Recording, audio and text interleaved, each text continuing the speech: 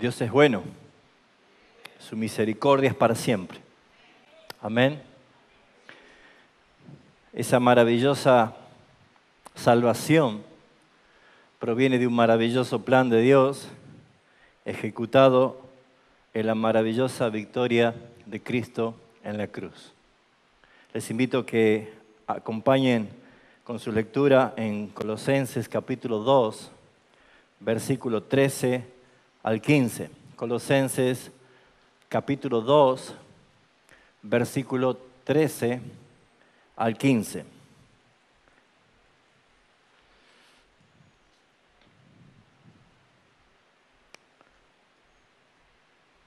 Amén. Y a vosotros, estando muertos en pecados, en la incircuncisión de vuestra carne, os dio vida juntamente con Él, perdonándoos todos los pecados, anulando el acta de los decretos que había contra nosotros, que nos era contraria, quitándola de en medio y clavándola en la cruz, y despojando a los principados y a las potestades, las exhibió públicamente, triunfando sobre ellos en la cruz. Oremos. Queremos darte a ti la gloria, Padre Celestial, por tu amor expresado por nosotros pecadores, al salvar nuestras almas por medio de la vida de tu Hijo, nuestro Señor y Salvador Jesucristo.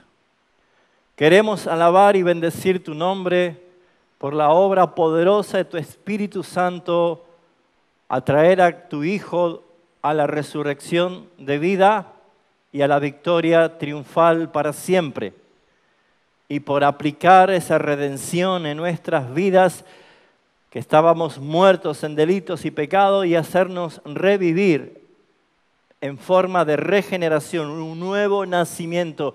Nacemos de nuevo para ser ahora tus hijos y merecedores de tantos beneficios, de tan gloriosa expresión de amor.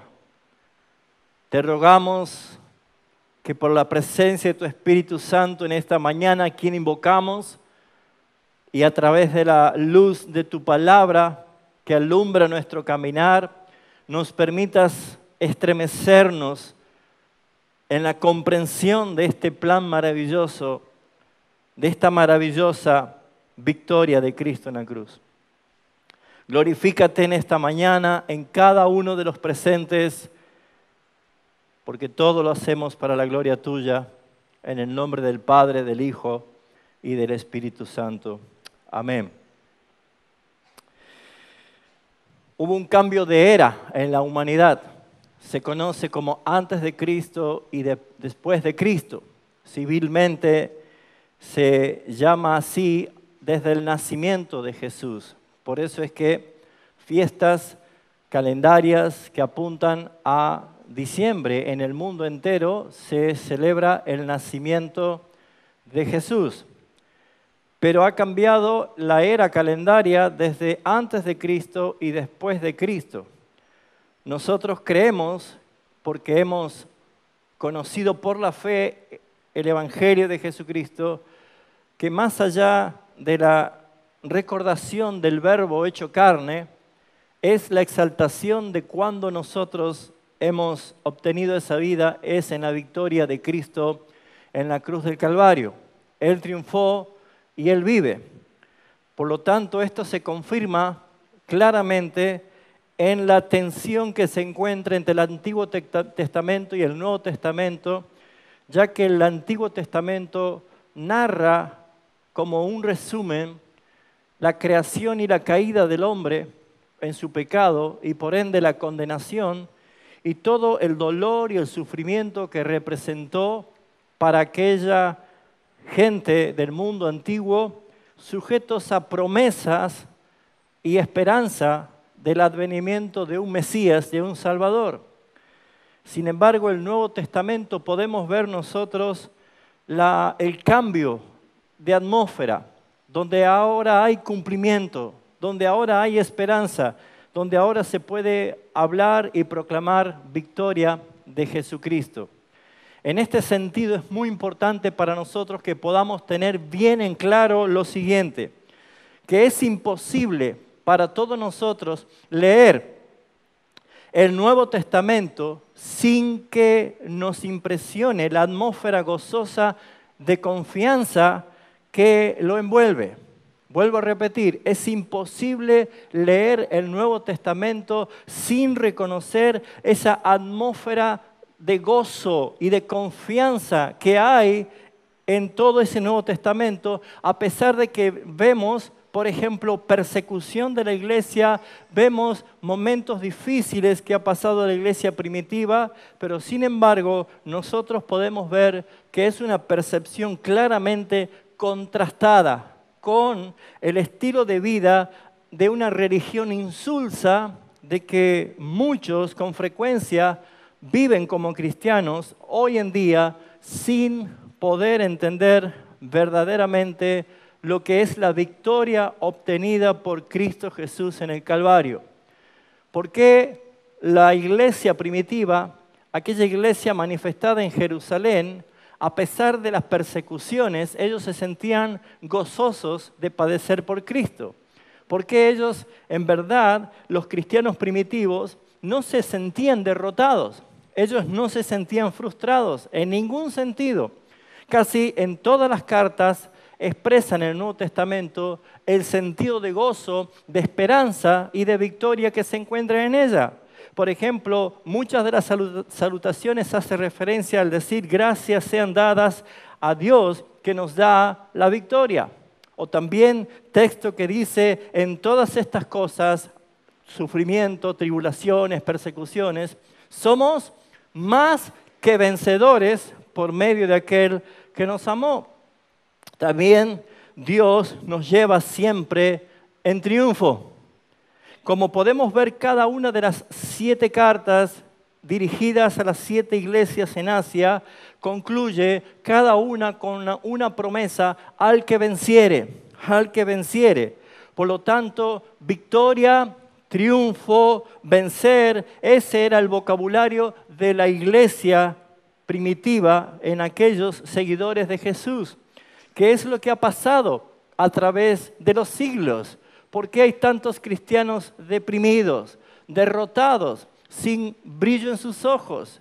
¿Por qué hay tantos cristianos que han perdido la expresión de alabanza espontánea y tienen que ser motivados emotivamente, valga la redundancia, por efectos exteriores, como para tal vez estremecerse o tal vez hasta derramar una lágrima cuando uno ve la expresión más gloriosa que sucedió? Es natural emocionarse cuando uno ve a uno de sus hijos egresar. Es natural, tal vez, tomarse la cabeza y decir, cuando uno ve a Messi gambetear y hacer varios goles. Es natural ponerse de pie y aplaudir a un artista callejero que hizo un espectáculo impresionante. Es natural hasta para nosotros sentir que nos estremecemos cuando ponen a nuestros hijos recién nacidos en nuestros brazos. Las emociones de nosotros siempre son visibles. Las emociones que nosotros sentimos por una noticia o algo que impacta en nuestras vidas no las podemos esconder, afloran a flor de piel. Pero me pregunto, ¿qué siente usted cuando lee en las Escrituras que aquel que es Dios, que es el Rey de los siglos, que dejó su reino, que dejó su trono, que se humilló, que se encarnó, que vino a padecer, a sufrir dolores repugnantes, insultos, agravios, ofensas? ¿Qué siente usted con aquel que fue injustamente al Calvario cuando Él no cometió nada, pero sin embargo Él lo hizo por ti? Sin embargo, Él vino a morir y a entregar su vida en rescate de la tuya. Me pregunto, ¿es simplemente una lectura tal vez fría e inerte?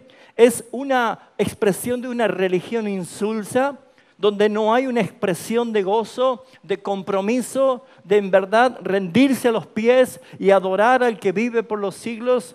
Mis hermanos, en verdad creo yo que es necesario que todos nosotros podamos entender la maravillosa victoria de Cristo en la cruz. La victoria de Cristo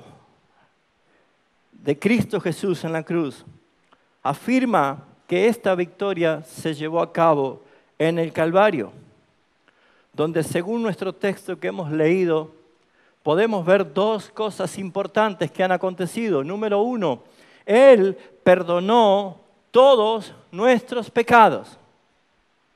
Gracias por ese entusiasmo, hermano. Usted vuelve a escuchar esto con un corazón abierto. Él perdonó todos tus pecados, pero absolutamente todos. ¿Por qué me cuesta a mí entenderlo con esa pasión que lo vivían los cristianos temprano? Porque seguramente la justificación no es comprendida en mi vida y todavía yo mismo digo un amén, pero a la vez me condeno a mí mismo porque creo que yo sigo siendo ese culpable que nadie me ha perdonado. Mis hermanos, este texto de Colosenses dice que Él nos dio vida juntamente con Él, perdonándoos todos los pecados. Y número dos, algo extraordinario que aconteció en la cruz del Calvario, esa victoria maravillosa de Cristo, es que Él desarmó y derrotó para siempre a Satanás y a todo imperio y toda potestad que estaba a su servicio. Él es victorioso, Él es triunfante.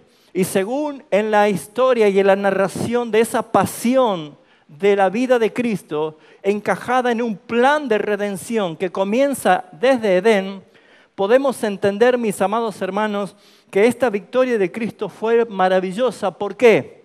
Número uno, porque la victoria de Cristo fue anunciada en el Edén. Allí en Génesis 3:15, cuando Dios le dijo a la serpiente, la simiente de la mujer te aplastará la cabeza. Dios anunció el fin de ese enemigo que es Satanás. Es una victoria de Cristo anunciada en el Edén.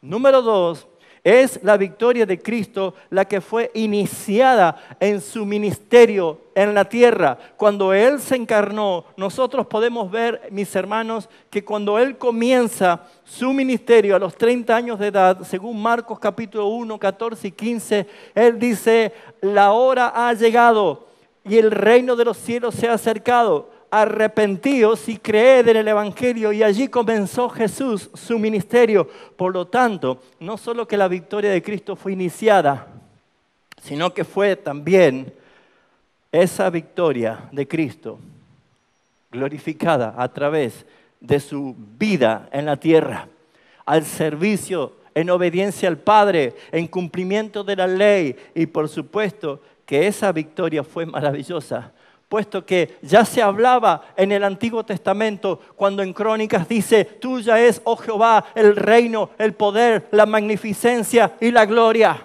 O la profecía de Isaías 9, que ese reino, lo dilatado de su imperio, no tendrá fin. No estaba hablando de alguien común, estaba hablando de un rey, estaba hablando de un reino, de un poderío superior a cualquier poder que podía existir. Mis hermanos, fue maravillosa, porque la victoria de Cristo no solo fue anunciada en el Edén, no solo fue iniciada en su ministerio, sino que la victoria de Cristo fue lograda en la cruz del Calvario, como hemos leído nosotros aquí. Perdonó nuestros pecados y aniquiló el poder de Satanás, condenándolo a la perdición eterna en el infierno para siempre.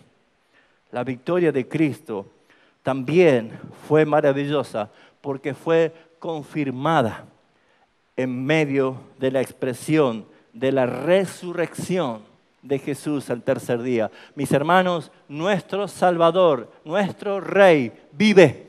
Él no está muerto. Él ha resucitado y Él es el Rey de gloria que ascendió a los cielos y que está sentado en su trono y que gobierna por los siglos de los siglos, esperando a que pronto todos sus enemigos sean puestos por estrados de sus pies.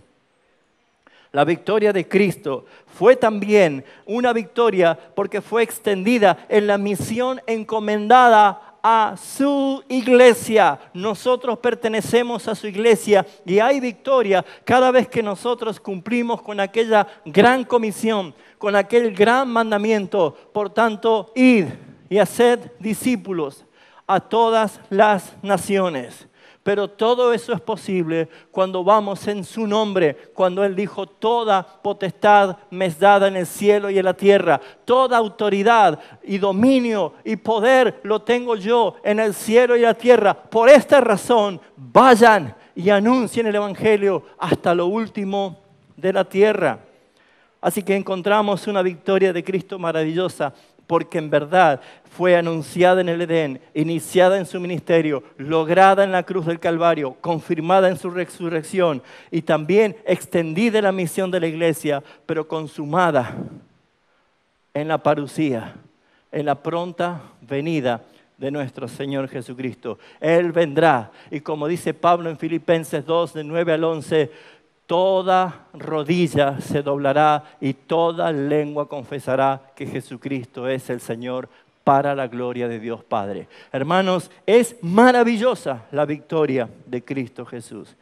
Pero maravillosa victoria es poder ser alumbrados a través de lo que sucedió en aquella cruz. Cuando un cristiano pierde el sentido de su vida cristiana es porque se desenfocó de la cruz. Cuando un cristiano vive deprimido, cuando un cristiano vive expectante a qué golpe de suerte le va a tocar en esta vida, cuando un cristiano pone demasiada su confianza y su esperanza en un gobierno, en un político o en un golpe de suerte de ganar la lotería o tener algún buen pasar y no está mirando que nuestro socorro viene de lo alto, del que hizo los cielos y la tierra, de nuestro Salvador Jesucristo, es porque ha quitado su mirada de la cruz. ¿Qué es lo que motivaba a la iglesia temprana a poder salir adelante, a poder soportar las persecuciones, aún ser latigados y aún ser perseguidos y amenazados, se sentían por dignos? ¿Qué es lo que ellos tenían? ¿Por qué podemos decir es diferente a lo que nosotros vivimos? ¿Tenían un Dios diferente al nuestro? ¿Es un Espíritu Santo diferente al nuestro?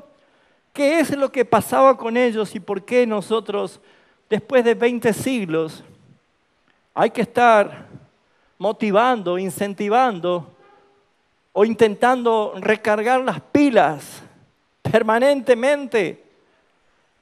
Mis hermanos, todo el camino de un peregrino al cielo se va haciendo cada vez más estrecho, más angosto.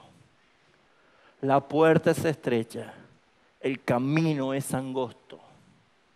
Esa palabra angosto en griego es la misma palabra que se reemplaza como slivo, que es angustia.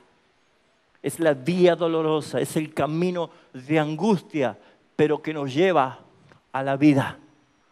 Es ese camino, mis hermanos, en el cual nosotros podemos ver que si usted, como un verdadero hijo de Dios, como un verdadero cristiano, se va a dar cuenta de que todas las puertas o todos los caminos alternativos se empiezan a cerrar, porque es necesario que su fe y su confianza y su esperanza esté puesta solamente en el único, en Jesucristo, mi amado hermano. Pero nunca, nunca, nunca podrá alabar a Dios por haber encontrado esta verdad hasta que Cristo no sea el último, sino el único recurso que sostiene tu vida en esperanza. Tú tienes que descartar todo. Tú tienes que descartar absolutamente todo. Jesús lo dijo por su propia boca. ¿Quieres ser peregrino de mis pisadas y seguirme? Pues niégate a ti mismo, toma tu cruz cada día y sígueme. No se puede seguir con todas mis circunstancias.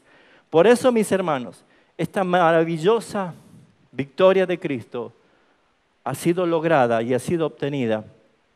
Y vemos primeramente que el Señor lo logró perdonando nuestros pecados.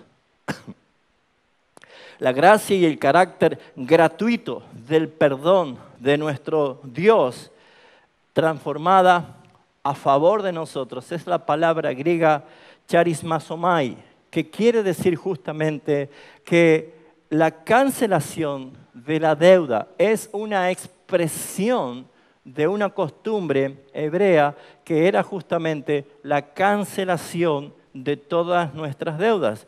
Cuando dice el versículo 14, anulando el acta de los decretos, anulando el acta de los decretos. Mis queridos hermanos, había claramente una costumbre para todos aquellos que quebrantaban una ley, que la ley era totalmente desobedecida, necesariamente se convertía en un culpable, en un infractor de la ley.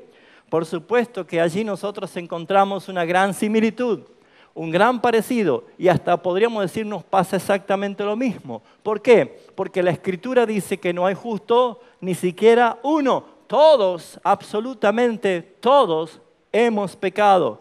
Todos hemos transgredido la ley de Dios. Por lo tanto, este se convirtió en un documento escrito en mano. Ese documento escrito en mano era un certificado de deuda, lo que generaba una obligación a pagar.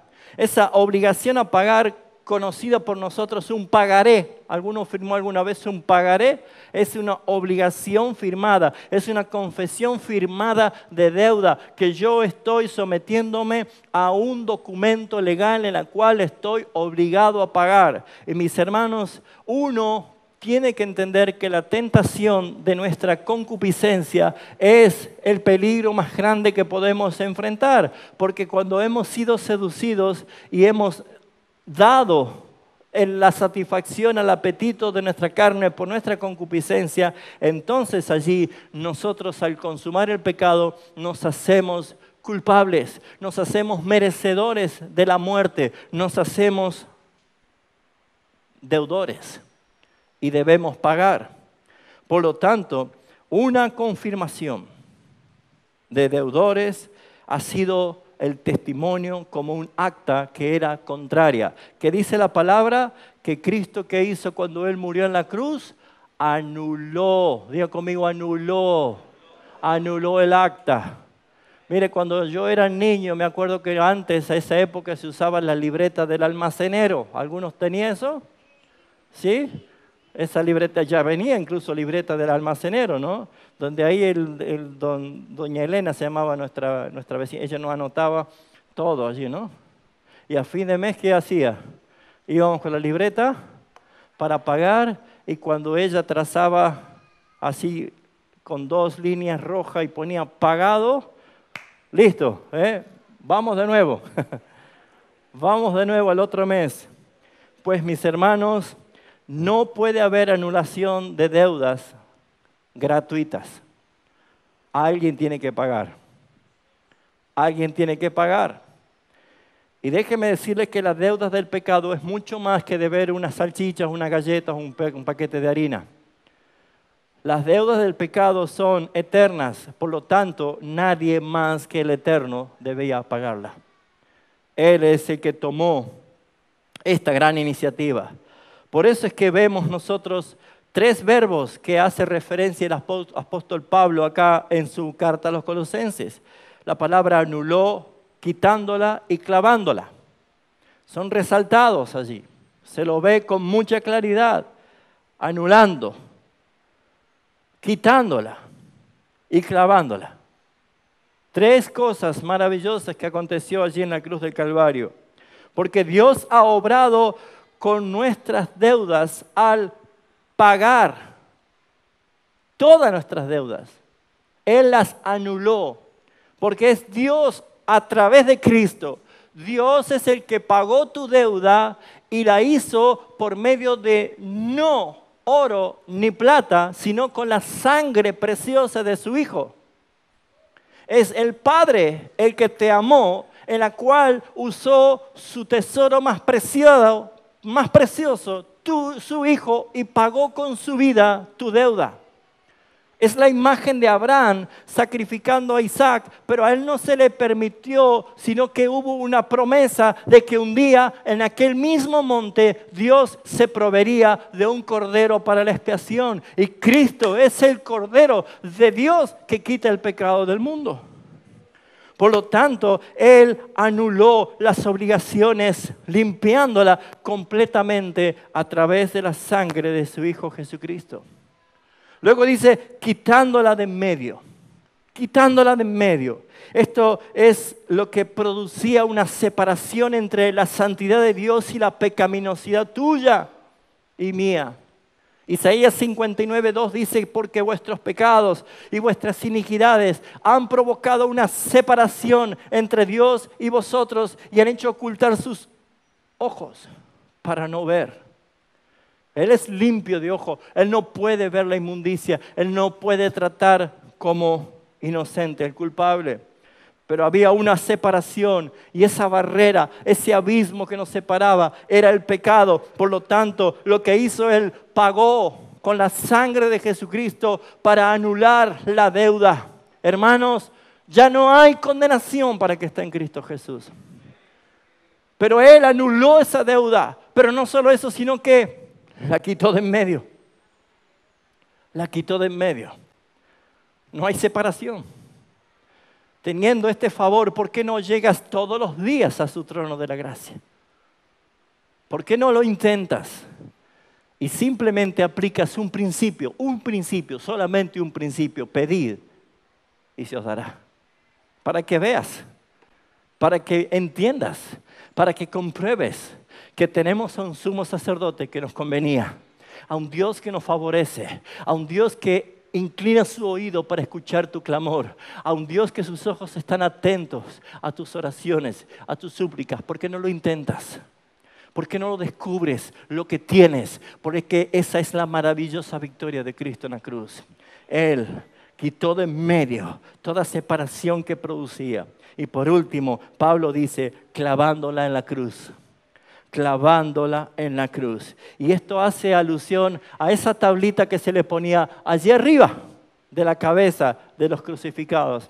Porque esa tablita que se colgaba sobre la cabeza de aquel que estaba siendo crucificado eran donde se escribían los crímenes y las causas de su muerte. La condena estaba allí. Y vemos nosotros algo muy curioso, muy extraordinario. Lucas 23, haciendo referencia de esto, dice el versículo 38, Lucas 23, 38. Había también sobre él un título escrito con letras griegas, latinas y hebreas. En aquel momento el lenguaje del mundo. Para hebreos, para gentiles, la letra de aquella tablita decía, este es el rey de los judíos. Este es el rey de los judíos. Por esa razón no fue nada casual lo que ocurrió, no fue un accidente, no fue un invento improvisado.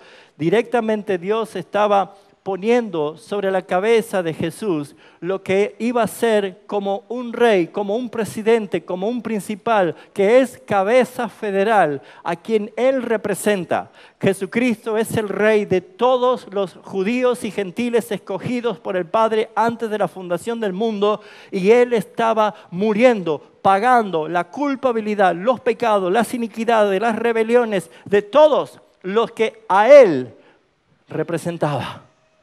Él representó a todos aquellos, por eso Él es mi rey, Él es tu rey. Y ese título, el rey de los judíos, no era otra cosa más que afirmar que aunque Él no pecó, aunque Él no cometió pecado, se hizo pecado. Todos tus pecados, todas tus iniquidades, todos tus pensamientos sucios, bochornosos, que te avergüenza. Esa naturaleza caída que busca de continuo solamente el mal. Esa expresión de no querer agradar a Dios por tu propia naturaleza. No podríamos hacerlo si no fuera que el Espíritu Santo ahora vive en ti. Porque ahora eres templo del Espíritu Santo, porque mora en ti. No lo podrías hacer. Tú ni yo estaríamos hoy aquí, estaríamos enroscados en las sábanas durmiendo, estaríamos buscando qué comer al mediodía opíparamente y cómo disfrutar de un fin de semana sin reconocer a Dios, sin tener en cuenta la adoración a nuestro Señor. No lo haríamos ninguno de nosotros, pero ¿por qué lo hacemos? Porque Él produce en nosotros el querer como el hacer por su buena voluntad. No podemos nosotros hacer nada bueno si no es que el bueno esté en mí. Cristo es el bueno, Cristo es el agradable, el que ama al Padre, y en Él somos nosotros aceptos, en el amado. Cristo es el Rey, Él es la cabeza federal, Él representaba allí en la cruz a todo su reino. Allí estamos nosotros. Él pagó nuestras deudas al morir allí, canceló, anuló el acta, pagado, no hay deuda, tetelestai, consumado es, no hay condenación, no hay deuda para ti, no hay pecado que se te inculpe. Nuestros pecados que permanecen como esos restos de esa naturaleza vieja son para obligarnos a buscar su gracia y su misericordia todos los días hasta que seamos perfectos como Él. Pero mis hermanos, deje de culparse. Deje de buscar la justicia del hombre que es inmunda. Ponga sus ojos en Cristo, en tu representante, en tu cabeza que te representó delante del Padre. Él tomó tu lugar. Allí Él anuló, canceló tu deuda, sino que también destruyó el documento que era contraria. Dice, anulando el acta de los decretos que nos era contra nosotros y que nos era contraria. No me conviene que un día aparezca ese papel de quién era yo, porque voy a avergonzarme por toda la eternidad si ese papel sigue vigente. Pero si algún día Él saca el papel de mi vida, no se va a leer más que otra cosa que con su sangre diga cancelada la deuda.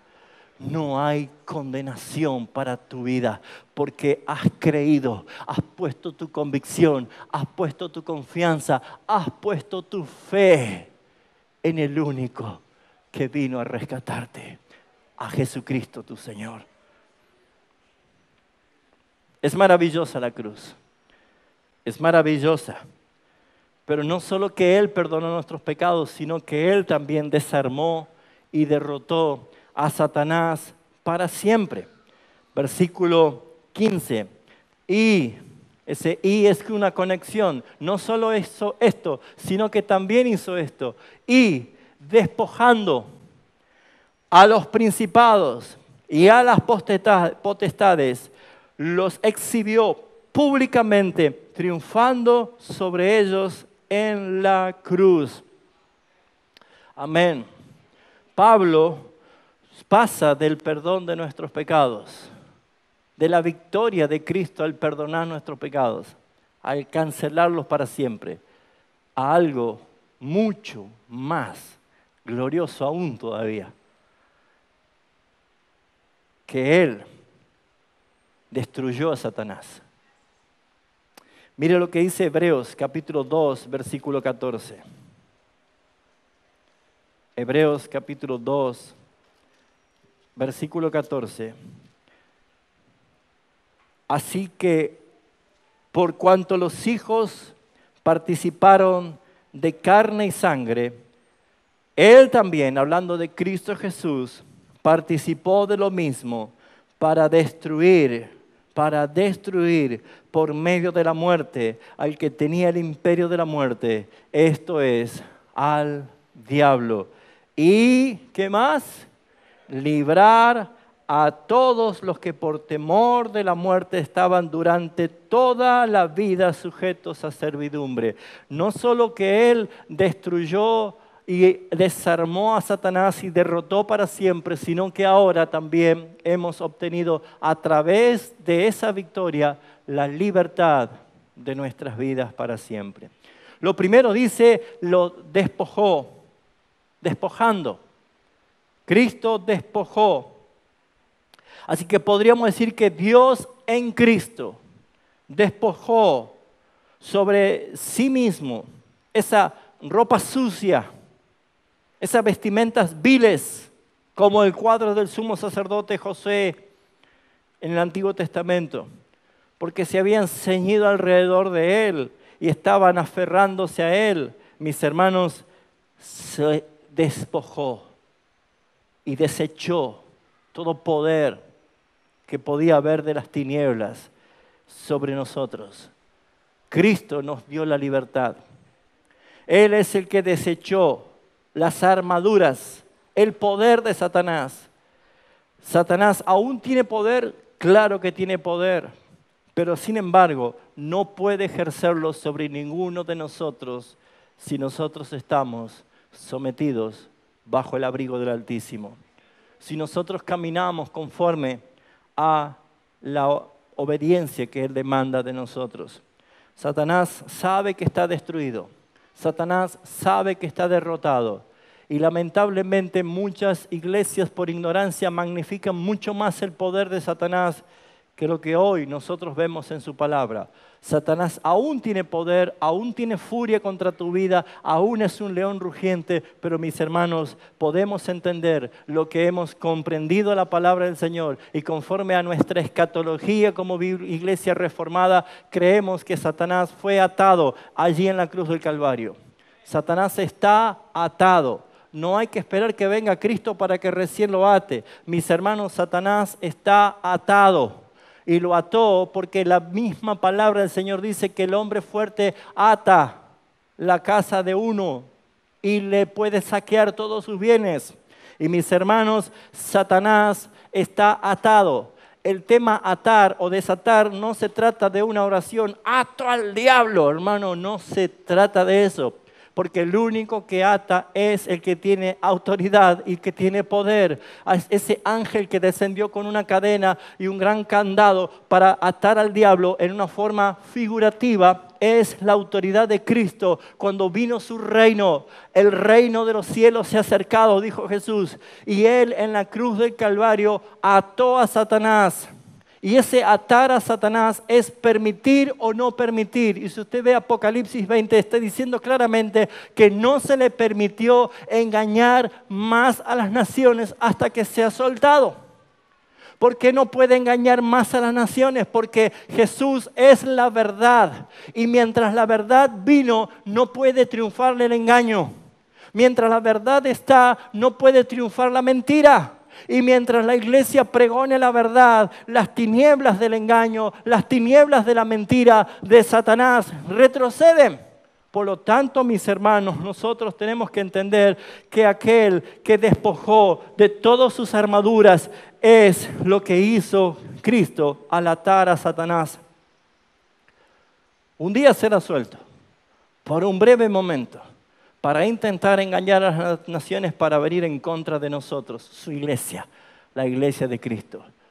Pero cuando sea rodeada la santa ciudad, allí vendrá el Rey que aplastará con el resplandor de su venida. Mis hermanos, Jesucristo es el vencedor.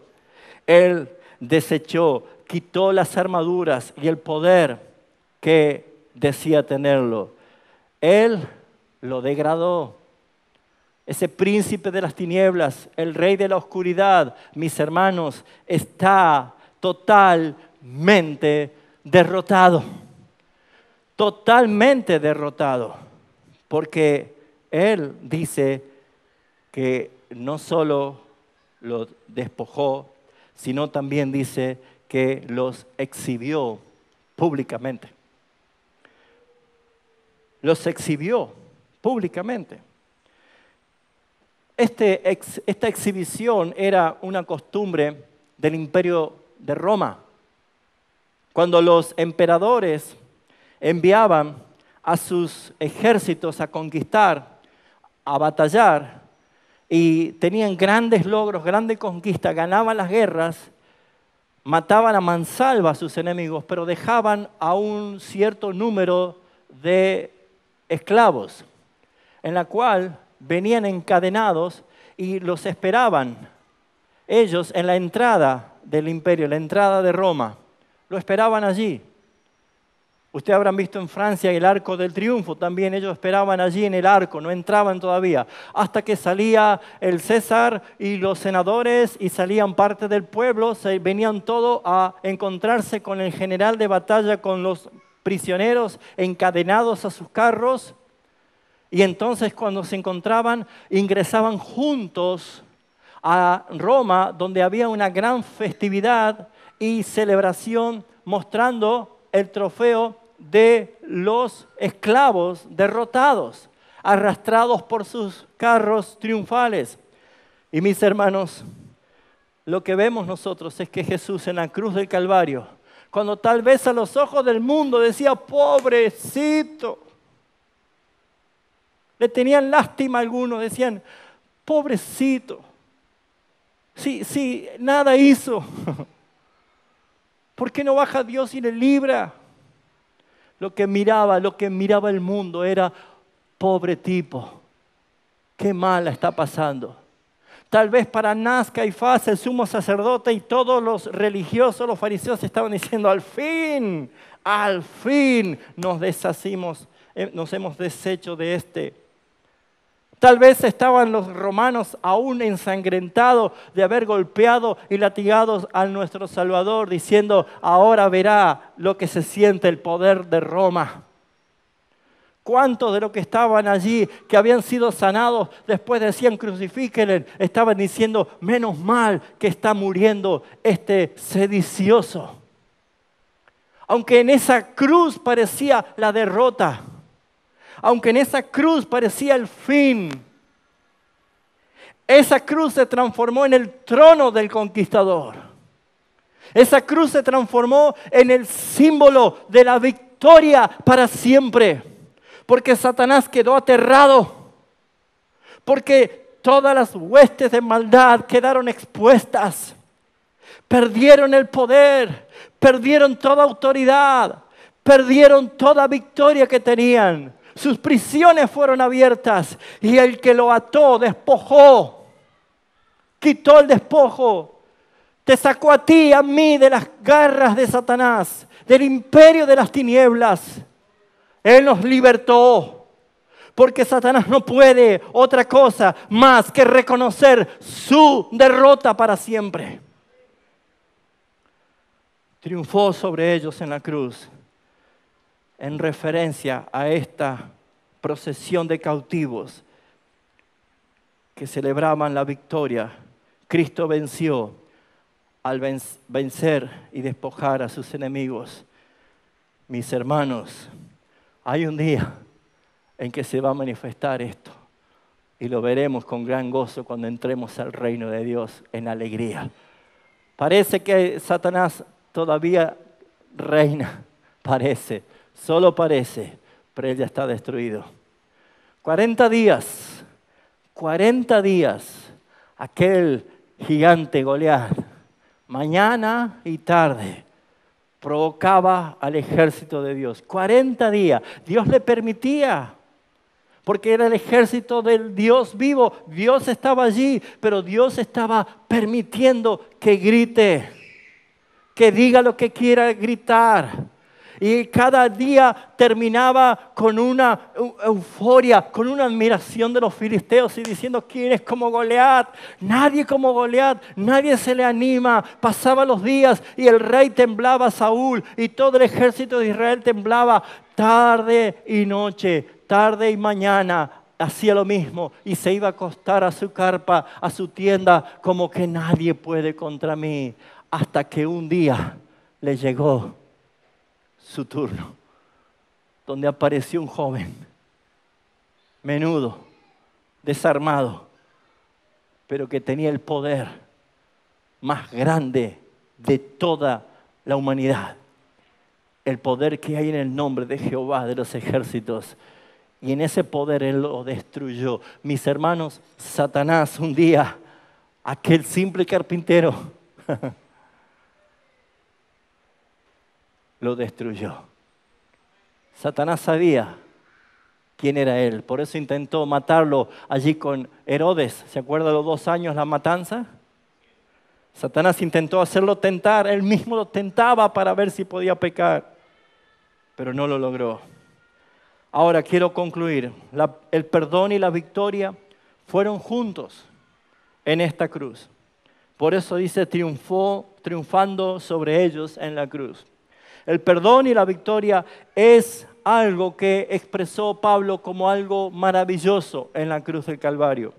Resulta significativo ver cómo Pablo vincula que Cristo logró el perdón de nuestros pecados, la cancelación de nuestra deuda, la remisión de todo y también despojó a los principados y a las potestades, desarmándolos y venciéndolos. Clavó la certificación del pago de deuda en la cruz. Derrotó a las potestades mismas en la cruz. Ambas cosas ocurrieron juntas. Nuestro perdón y nuestra liberación. Venció al diablo, mis hermanos. Venció al diablo. Resistiendo en forma absoluta las tentaciones en el desierto. Evitando justamente la tentación de no ir a la cruz. Cuando Pedro le decía, no es necesario que vayas a la cruz. Haciéndose él obediente, como dice Filipenses 2:8, haciéndose él obediente hasta la muerte y muerte de cruz. Él logró en su obediencia cumplir con todo el plan de redención del Padre. Su obediencia era indispensable, mis hermanos. Era parte de esa gran obra de la salvación. Porque, mis hermanos, como dice Romanos 5:19, porque así como la desobediencia de un solo hombre vino la condenación para muchos, muchos fueron constituidos pecadores.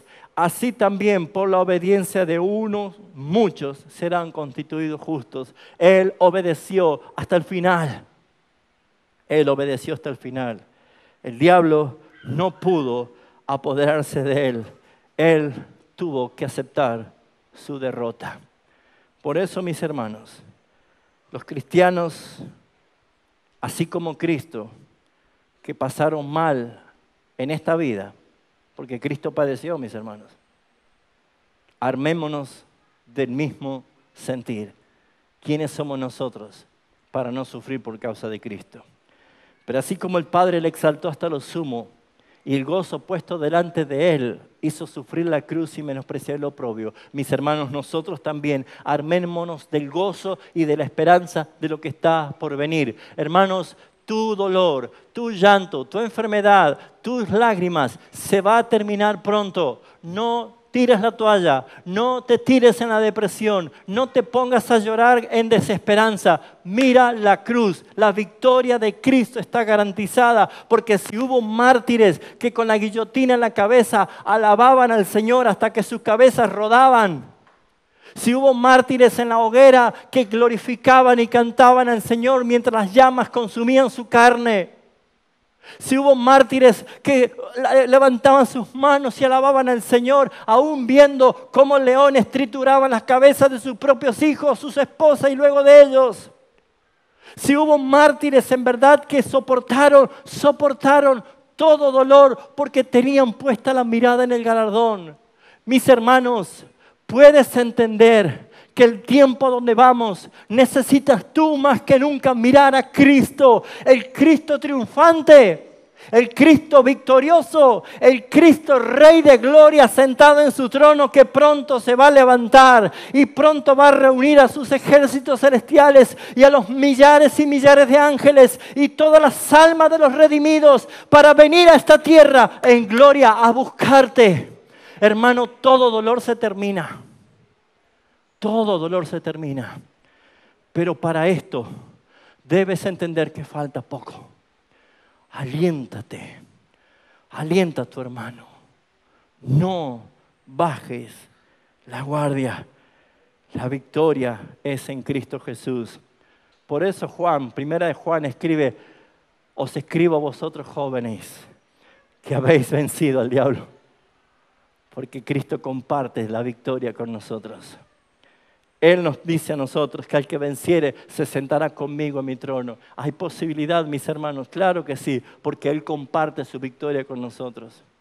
¿Cuándo nos sentimos victoriosos? ¿Cuando salimos a pelear con el diablo? ¿Cuando andamos buscando demonios para pelear? No. Cuando apropiamos la victoria de Cristo como nuestra. Hermanos, nosotros tenemos el gran privilegio de ser llamados y declarados por Dios como justos. Justos. No hay condenación, solamente somos justificados. Porque Dios nos dio vida juntamente con Cristo y juntamente con Él nos resucitó.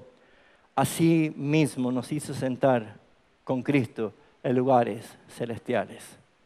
En otras palabras, por el misericordioso poder de Dios, los que hemos compartido la resurrección de Cristo, compartiremos también su trono de gloria. Él nos ha prometido. Dios ha colocado todas las cosas bajo sus pies y la iglesia es el cuerpo y Cristo es la cabeza. Por lo tanto, también, como dice Pablo en Romanos, en breve aplastaremos la cabeza de Satanás bajo nuestros pies. Nosotros, hermanos, no debemos militar la política, no debemos militar a un político, no debemos ponernos la gorra ni la camiseta de nadie. Solamente en nuestras venas debe correr la sangre más preciosa que nos hizo parte del reino más victorioso, glorioso y eterno que nunca, jamás se va a terminar. Usted y yo somos hijos de Dios. ¿Podrías tú cambiar tu forma de vivir al recibir la victoria de Cristo en la cruz del Calvario a tu favor? Siéntete victorioso en Cristo y ya no andes derrotado en este mundo. Cierra tus ojos.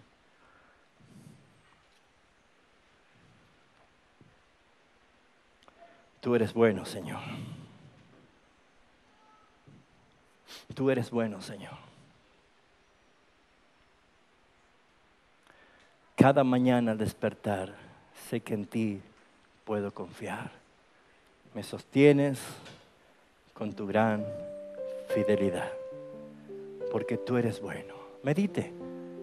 Qué bueno que es Dios, qué misericordioso que es Dios. Allí nomás sentado, cierre sus ojos, suspire, aliviado. Sobre ti no está el dedo de la condenación. De gracias al Señor. Acá te puede faltar cosas, claro que sí, pero hay una herencia sobre tu cabeza. Somos herederos con Cristo de todos. No mires las cosas de este mundo. Pon tu mirada en las cosas celestiales. Amén. Porque tú eres bueno, porque para siempre tu misericordia es. Cada mañana al despertar, sé que en ti puedo confiar. Me sostienes por tu gran fidelidad. Cántalo conmigo. Porque tú eres bueno, porque tu justicia eterna es, y en ella yo me deleitaré, en tu verdad caminaré, por tus sendas de justicia, guíame. ¿Quiere ponerse de pie? Porque tú eres bueno, porque para siempre tu misericordia es. Cada mañana al despertar, sé que en ti puedo confiar, me sostiene.